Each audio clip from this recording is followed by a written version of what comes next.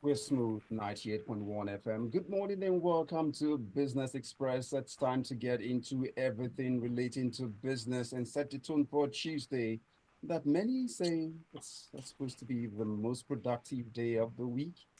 I'm joined this morning by a special guest who will be talking to us about the imperative of upholding Nigeria's telecom lifeline this morning.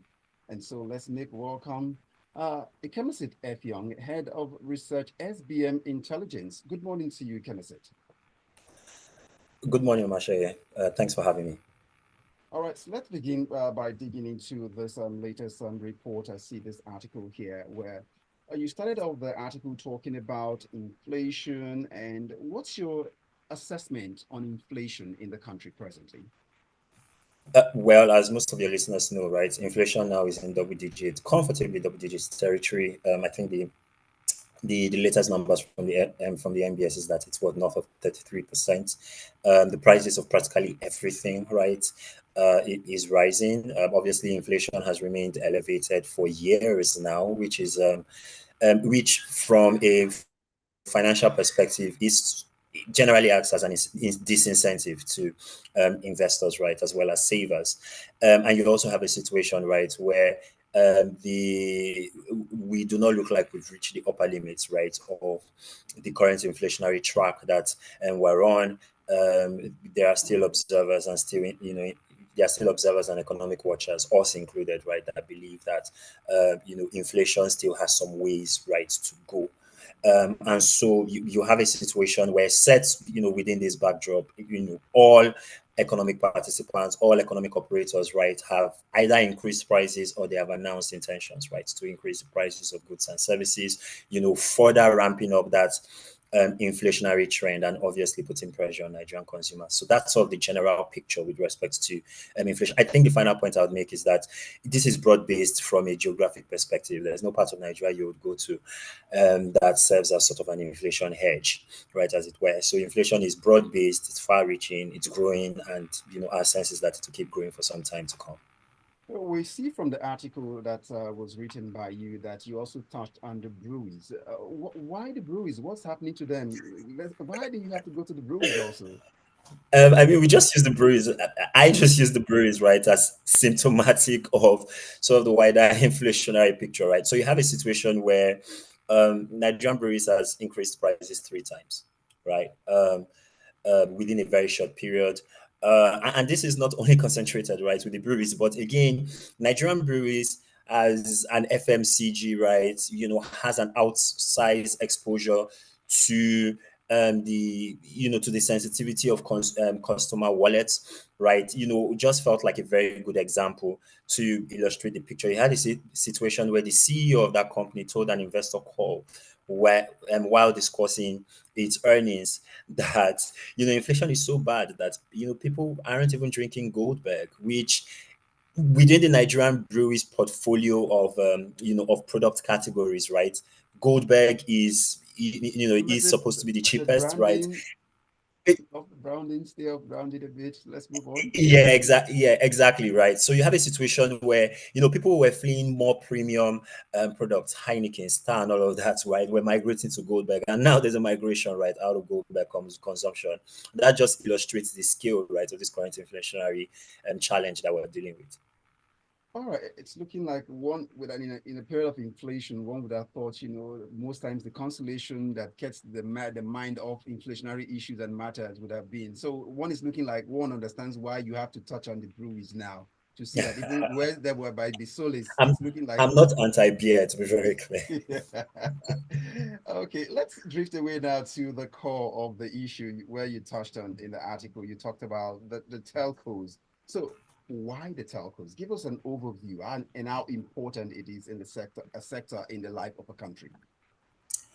I mean, hey, we couldn't be having this conversation, right, without the decades of investments that the telcos, have sunk into this, right, in sort of very early stage you literally had to be in the studio, right? Outbreak of data consumption, the aspects of the digital economy that we now take for granted, the content creator economy, for example, the fact that you get on TikTok, you get on Instagram, you get on YouTube Reels, you get on Facebook Shorts, and you're able to you're able to watch some of your favorite, comedians or content creators, right? Sharing of their life, right? Financial services and inclusion, right? The outbreak of multimodal, financial services provisions, your POS, right, at every corner, right? The fact that your banks are able to service ATMs, right? And I've not even talked about the bread and butter voice and data, right, provisions. You have a situation where over the last, what is it, 23, 24, 25 years, right? 24 years, right? The telecoms industry has grown at the fastest and the most breathtaking speed, right? In Nigerian history, that industry literally went from how many landlines did we have? 750,000 landlines in 2000 to 160 plus million, right? Phone and data subscriptions, right? In 24 years. That's an astronomical rise, right? Whichever way you splice it, right? And the interesting thing about the telecom industry, right, set within the context of our conversation, is that that's the one key area, right, where those inflationary trends haven't really been manifested. Now, a lot of consumers will say that's a fantastic thing, that's a great thing. My data prices haven't increased. My phone call plans, right, haven't gotten more expensive, and that's great.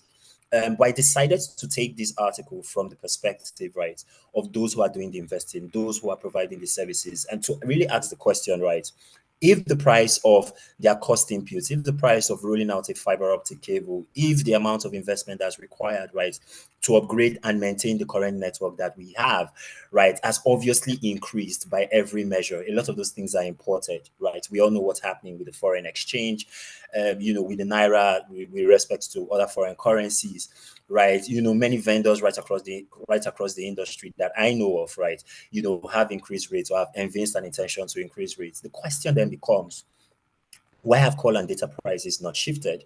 And what does this mean, very critically, for the consumer going forward if the telcos are not in a position to continue to invest in their market? So I just tried to make, an argument for, a rethinking of how data and call prices are set currently. In other words, you seem like you are calling for it for a review. You want it to go to reflect what the way other sectors are reflecting. You don't like the way we have calm and Oh, accessibility oh, right now.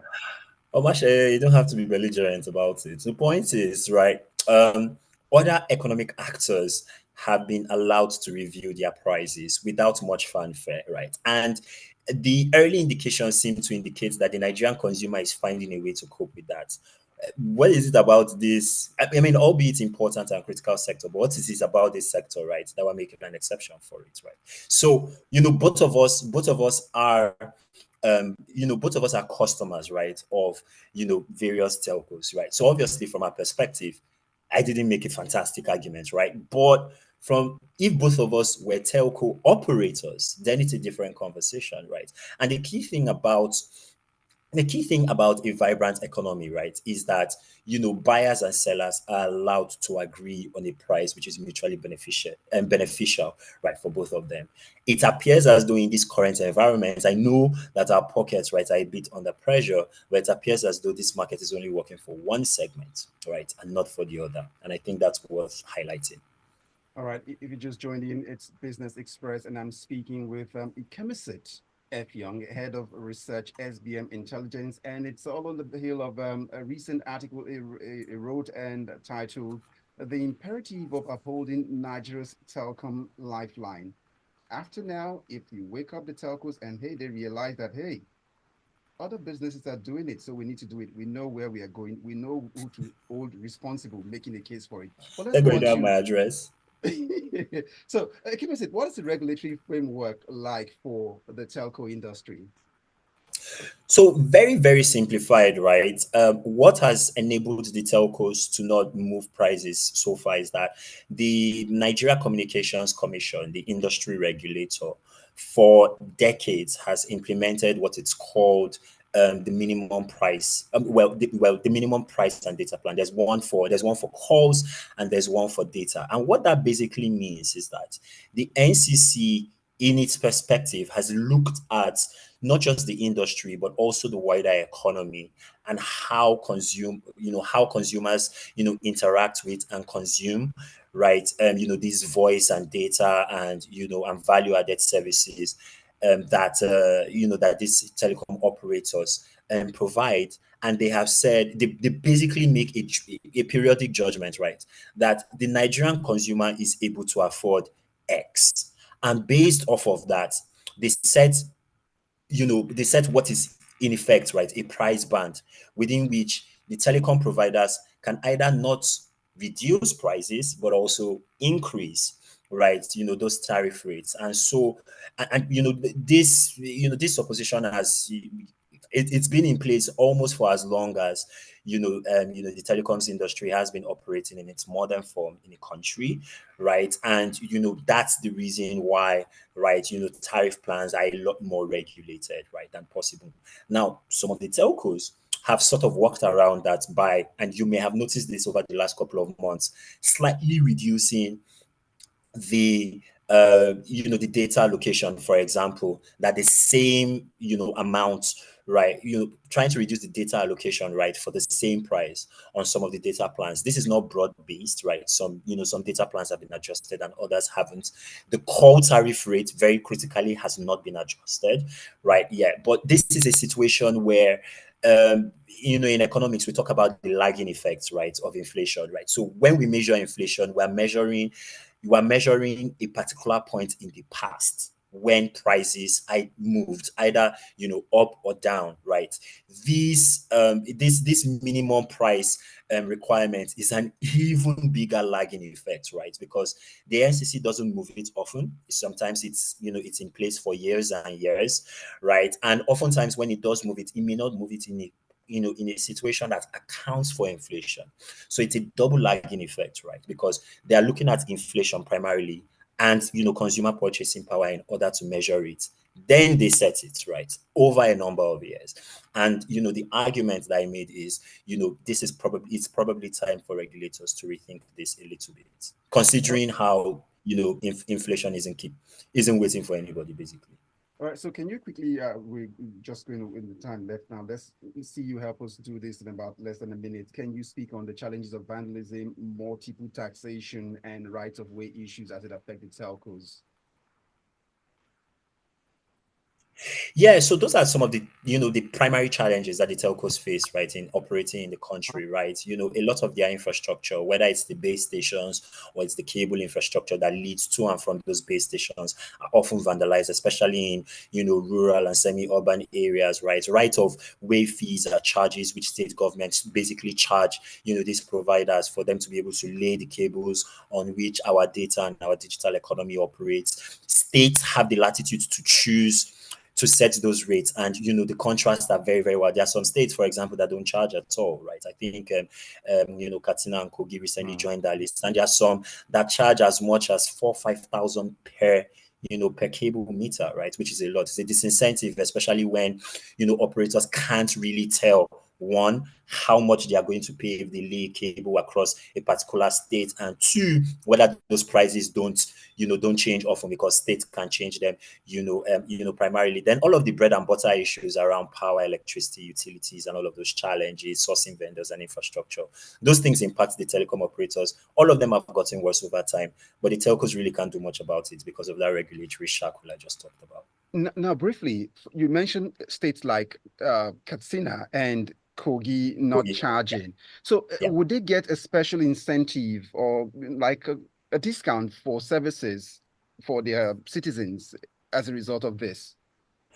Well, I mean, in an ideal competitive environment, probably, but you have a situation one where prices, again, this is one of the challenges, right, with the regulatory policy, which is that, these prices are uniform. They are set right across the country. So even if you wanted to offer customer savings, right, in a particular territory, you really can't do that because of the regulatory situation, right? The second thing and the second issue is that, cost savings in one territory, for example, for putting infrastructure, may be more than offset by the very high cost, right, of laying said infrastructure through their neighbors, right? And so in that case, the business case for offering savings to people in a particular state is more than offset by what's going on right next door. Thank you very much. We've got messages reacting to you, Ikemesit, already. So I see Tayo from Aja says, with the rate data subscription expire these days, You'd be suspect if there isn't an underhand dealing by telcos before the potential declaration by NCC. Welcome back. I say like Ikemesit, that's what someone's like, welcome back. That's what the person is saying to you right now. Thank you. Tile. And then I've got Gilbert who says, well, from Festac, on impact of GSM in Nigeria, it says there was this perception that its introduction will reduce traffic in Lagos particularly. But has this been the case also since 2001 till date? Do we have effective network coverage in Lagos and outside Lagos, say South-South region? Musa says he doubts. So that's all we can take this morning. But honestly, brilliant article you've put forward now.